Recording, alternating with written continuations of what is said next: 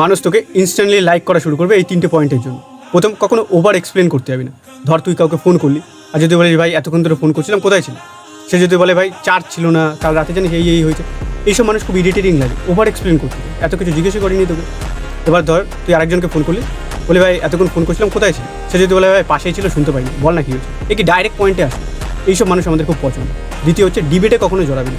ধর সামনের মানুষটাকে তুই খুব পছন্দ করিস, তার একটা বই খুবই অপছন্দ, কিন্তু তোর ওই বইটা আবার খুব ভালো লেগেছে। এখন তুই যদি তার প্রত্যেক কথায় হ্যাঁতে হ্যাঁ মেলাস, তাহলে তুই নিজেরই সেলফ বিলিফকে কম্প্রেস করলি। আর যদি না বলিস, সেই মানুষ তোকে ইনস্ট্যান্টলি হেড দেওয়া শুরু করবে। তো হ্যাঁ বললেও জ্বালা, না বললেও জ্বালা, কী করবো ভাই? স্মুথভাবে না কথাটাকে ঘুরিয়ে দিই। যে আগে আমাদের ইন্ডিয়ায় 100 কোটিটা যারা ইনকাম করতো তাদের বিশাল সাকসেস মানা হতো সিনেমার জগতে, কিন্তু এখন 1000 কোটি না হলে কিছু মনেই হয় না। তুমি হাইস্ট যে বইটা দেখেছো সেটা কত টাকা ইনকাম করেছো? বাকি সব থেকে বেশি টাকা ইনকাম করেছে আফতার। তুমি কি আফতার বইটা দেখেছো? এটা কি তুই কথাটাকে কোথা থেকে কোথায় নিয়ে যাচ্ছিস? মানে কথা ঘুরিয়ে দিলি, বেঁচে গেলি। আর 3 নাম্বার, ভারী গলা ভালো কিন্তু উঁচু গলা কেউ পছন্দ করে না, কেউ পছন্দ করে না। তাই সবসময় না নম্র ভদ্র থাকার চেষ্টা করবি, নম্র হয়ে বলবি।